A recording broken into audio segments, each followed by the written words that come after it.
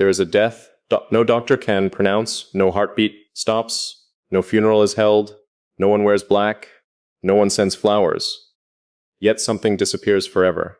It happens quietly, one compromise at a time. One apology you never owed, one moment when you look at another human being and silently ask them a question they were never meant to answer. Am I enough? That question is heavier than any chain, because the moment another person becomes responsible for your worth, you surrender something invisible, you surrender authorship. You hand someone else the pen and allow them to write the story of your value. Most people never notice when this happens. Children learn it first. A smile earns affection. Good grades earn praise. Obedience earns acceptance. Soon the lesson becomes permanent. Love must be earned. Respect must be negotiated. Existence must be justified. So we grow older, carrying invisible contracts no one remembers signing. I'll become who you want if you'll stay. I'll hide my opinions if you'll approve. I'll silence my dreams if you'll stop rejecting me. Years pass. The contracts become identities. One morning, you wake up wearing a personality designed entirely for strangers. The frightening part is not that people control you. The frightening part is that they no longer have to. You have learned to control yourself on their behalf. The world calls this maturity. It isn't. It is adaptation. And adaptation, when practiced too long, becomes imprisonment. Imagine standing inside a room with every wall made of mirrors. Every mirror reflects someone else's expectations. Your parents, your friends, your coworker, your audience, your critics. You search desperately for your own reflection. You cannot find it. Not because it disappeared. Because it was slowly covered by everyone else's image of who you should become. The tragedy isn't losing yourself in one dramatic moment. It is losing yourself so gradually that the absence feels normal. People congratulate you. They say you've become responsible, professional, easy to work with, reasonable. What they really mean is simpler. You have become predictable. Predictable people rarely threaten the system. They ask permission. They wait their turn. They apologize before speaking uncomfortable truths. They shrink themselves before anyone has the chance to reject them. The world rewards this behavior not because it creates strong people, because it creates manageable ones. There comes a moment, if you're fortunate enough to experience it, when something inside refuses another compromise, not loudly, not dramatically, quietly, a single thought appears. What if they are wrong? Not about politics, not about success, about you? What if the voices you've trusted for years were never qualified to define your value? The question feels dangerous, because if they're wrong, then every decision built upon their approval begins to collapse. Every sacrifice, every silence, every abandoned dream. Every version of yourself created to satisfy people who never intended to understand you. The foundation begins to crack. That sound terrifies people. Not because buildings are falling, because identities are. That approval is an addiction disguised as virtue. It convinces you that being liked is the same as being respected. It teaches you to confuse applause with purpose. Crowds clap for entertainers. History remembers individuals who were willing to be misunderstood. Every person who changed the world first disappointed someone. Every original thinker was called difficult. Every visionary was criticized before being admired. Every honest soul spent time standing alone. The price of authenticity has always been temporary loneliness. The price of approval is permanent self-betrayal. Most choose the cheaper pain, until one day it becomes unbearable. You start noticing strange things. The people whose opinions once controlled your emotions don't even think about you. The strangers you spent years trying to impress forget your name within minutes. The critics who occupied your mind for months move on to someone else tomorrow. You sacrificed pieces of your life. For people who barely notice the sacrifice, that realization doesn't make you angry. It makes you quiet. Because silence is what remains after illusion dies best. The first death isn't losing other people. The first death is losing the version of yourself that believed your worth depended on them. It hurts, not because something valuable is disappearing, because something familiar is. Familiar pain often feels safer than unfamiliar freedom. That's why so many people return to lives that slowly destroy them. Predictable suffering feels more comfortable than uncertain liberation. Freedom demands responsibility. Victimhood demands only repetition. One creates a future. The other repeats the past. The day finally arrives. Someone disapproves of you. They misunderstand your intentions, question your choices, judge your silence, reject your honesty. And for the first time, nothing inside you collapses. You breathe, you listen. You accept that their opinion belongs to them, not to you. Something ancient breaks, not your confidence, your dependence. The invisible chain snaps without making a sound. No celebration follows. No audience applauds. Transformation rarely announces itself. It simply begins. That evening you sit alone. The room hasn't changed. The world hasn't changed. But something inside has shifted by a single degree. Enough to alter the direction of an entire life. You realize you've spent years asking strangers for permission to become yourself. Permission they never possessed. Perfection they were never capable of giving. Because no one can authorize another person's existence. That authority was yours before you learned to doubt it. Before applause, before criticism, before comparison, before fear. You were enough before anyone had the opportunity to disagree. And perhaps the greatest act of rebellion isn't becoming someone new. Perhaps it's remembering the person you were before the world convinced you to audition for your own life. The strangest prison in the world has no walls. It has habits. It has routines. It has invisible rules that no one writes down, yet millions obey without question. Wake up, perform, smile when expected. Agree when it is easier than disagreeing. Hide the parts of yourself that might make other people uncomfortable. Repeat. Most prisoners never realize they are imprisoned because the cage was built one decision at a time. No one forced you to wear the mask. You simply discovered that people smiled more when you did. You learned that honesty often created distance, while performance created acceptance. So you became an expert performer. You memorized the script. You laughed at jokes that weren't funny. You stayed silent when your conscience wanted to speak. You accepted less than you deserved because rejection felt heavier than compromise. Years passed. Eventually, the performance became automatic. You no longer remembered where the mask ended, and your real face began. That is how identity disappears. Not through violence, through repetition. The mind has a remarkable ability to normalize almost anything. Stay in the dark long enough, and your eyes adjust. Live with anxiety long enough, and you begin to call it personality. Carry emotional exhaustion long enough, and you mistake it for adulthood. Depend on approval long enough, and you call it kindness. But kindness that requires abandoning yourself is not kindness. It is surrender. There comes a quiet morning when something feels different.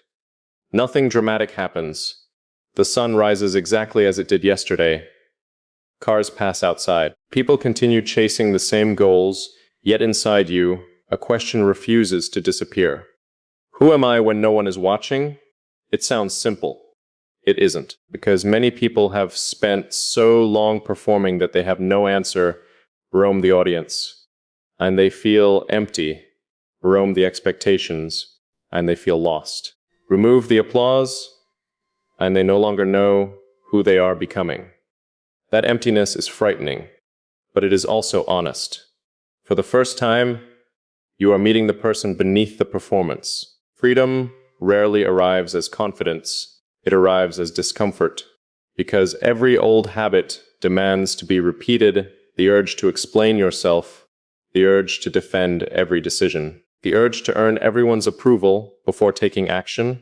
Those impulses don't disappear overnight. They whisper.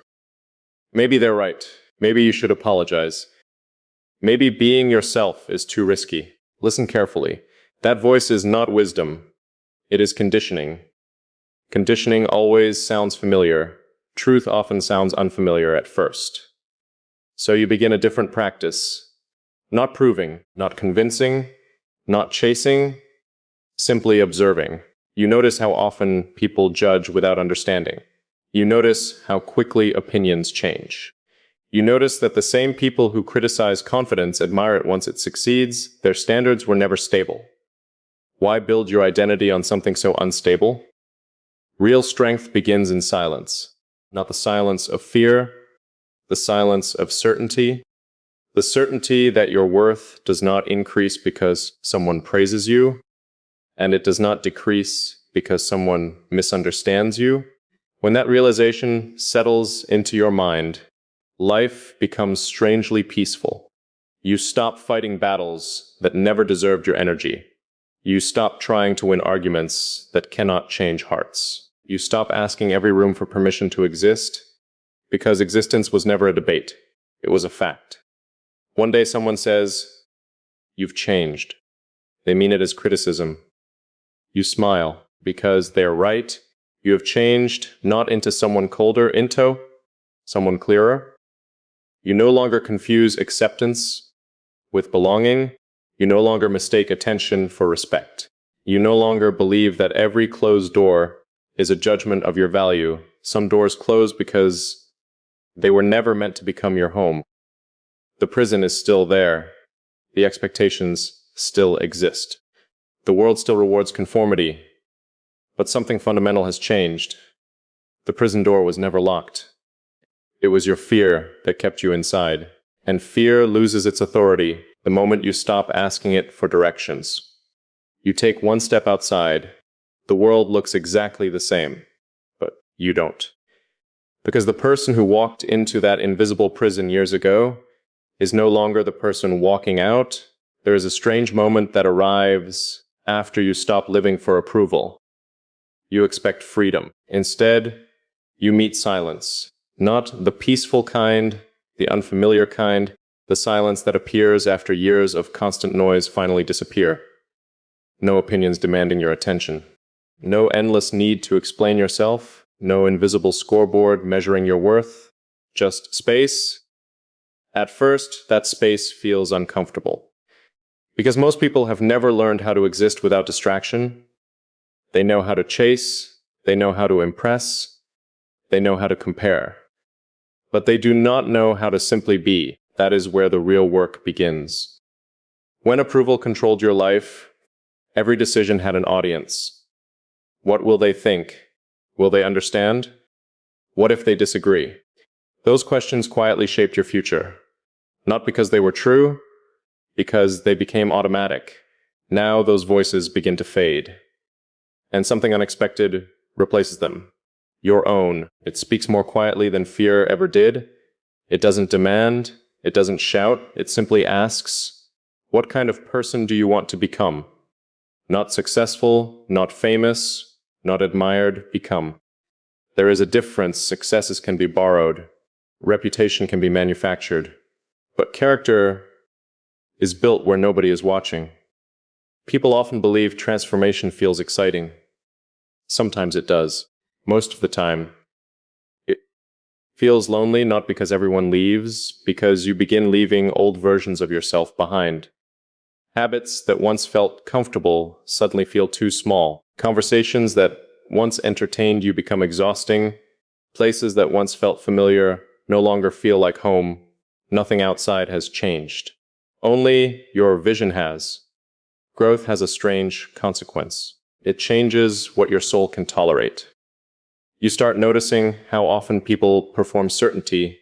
The loudest voice in the room is rarely the wisest.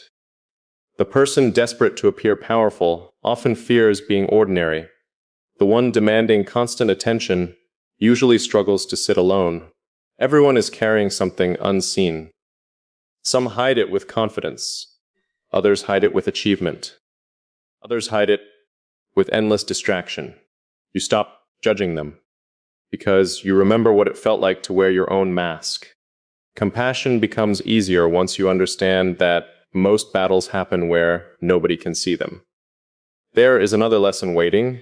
You cannot build a new identity while negotiating with the old one. The old self bargains. Just this once. Maybe seek their approval a little. Maybe stay quiet to keep the peace.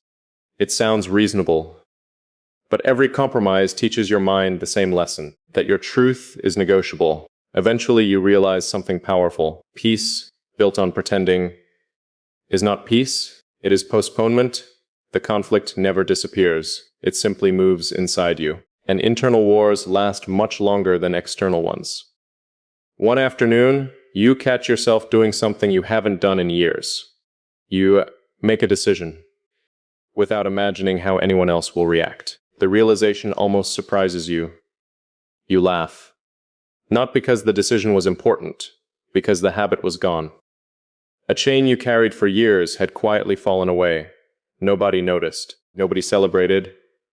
Yet it may have been one of the most important victories of your life. Real freedom often arrives without applause. The world continues offering you shortcuts. Be more agreeable. Be less honest. Fit in, blend in. Don't make people uncomfortable. The offers sound tempting. They always do. But now you understand their price. Every shortcut away from yourself becomes a longer journey back, so you decline, not with anger, not with arrogance, simply with clarity. The strongest people are not those who never feel doubt. They are the ones who refuse to let doubt become their identity. Fear still visits, insecurity still whispers, old memories still appear without invitation. But they are visitors now, not permanent residents. You welcome the lesson, then let it leave. As evening arrives, you stand before a window. The city continues moving. Lights flicker, conversations begin and end. Millions of people are still searching for permission to become themselves. You silently hope they find it. Then you remember something. Botfension was never hidden. It was simply buried beneath years of fear. You take a slow breath. Tomorrow will bring new challenges, new criticism, new misunderstandings. But something inside you has become steady, not because life grew easier, because you finally stopped measuring yourself through someone else's eyes. And for the first time in a long time, the person looking back in the mirror feels like someone worth knowing. There is a moment no one prepares you for. It comes after you've stopped chasing approval, after you've learned to walk without asking for permission, after you've finally begun to recognize your own reflection. You expect life to become easier. Instead, it becomes quieter. And in that quiet, people begin to notice the change, not because you announced it, because you no longer ask for their agreement. That alone unsettles them. For years, they knew exactly how to reach you. A compliment could redirect your decisions. A criticism could ruin your day. A raised eyebrow could make you question yourself. You were predictable. Not because you lacked intelligence, because your emotional compass pointed outward instead of inward. Now, compass has turned. It points somewhere they cannot control. And that makes some people uncomfortable. There are those who only feel secure when everyone around them stays the same. Your growth reminds them of the risks they never took.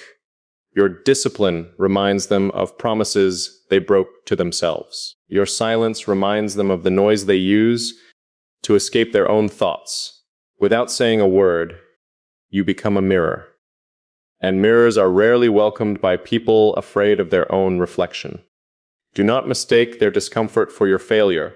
Sometimes the strongest resistance appears the moment you begin moving in the right direction. You will lose people. Not because you became cruel, because you stopped becoming convenient. Convenience is often confused with kindness. The person who never says no is called generous. The person who never sets boundaries is called easygoing. The person who sacrifices themselves for everyone else is called selfless. until one day they stop. Then suddenly they're accused of changing. But healthy boundaries do not create distance. They reveal who only valued your lack of them. Not because you have nothing to say, because you realize not every room deserves your truth. Wisdom isn't measured by how much you speak. It's measured by knowing where your words can grow and where they will simply be wasted. You no longer argue with people committed to misunderstanding you. You no longer chase those determined to leave. You no longer explain your worth to those who decided your value before meeting the real you. Silence becomes less of a shield and more of a choice. Since strength changes shape over time, at first, strength feels loud. It wants to prove itself. It wants everyone to notice. Later, real strength becomes almost invisible. It doesn't need witnesses. It doesn't need applause. It doesn't need constant confirmation that it's enough. A mountain does not announce its height. The ocean does not defend its depth. They simply exist. Perhaps that is what confidence was always meant to look like. There is freedom in accepting that not everyone will understand your path. Some will call your discipline obsession. Others will call your peace indifference. Some will mistake your boundaries for arrogance. Let them. People interpret others through the limits of their own experience. You are not responsible for every story they choose to tell about you. You are only responsible for living truthfully enough that you can sleep peacefully when the day ends. One evening, you remember the person you used to be, the one who checked every message twice before sending it, the one who replayed conversations for hours, the one who carried guilt for simply disappointing someone. You don't judge that version of yourself. You thank them because they survived long enough for you to become who you are now. Healing is not hating your past. Healing is understanding why your past made the choices it did and choosing differently today. The world keeps moving. People keep talking.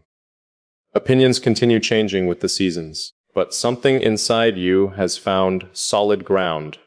Not because life has become certain, because your identity no longer depends on uncertainty outside yourself. You finally understand something that once felt impossible. Respect cannot be begged for, peace cannot be borrowed, worth cannot be voted on. The people who truly belong in your life will not require you to become smaller just to make them comfortable. And the ones who leave because you finally stood tall were never standing beside you in the first place, so you keep walking, not toward approval, not toward perfection, but toward a life where the person you are when you're alone is the same person the world meets when you step outside. That is where freedom begins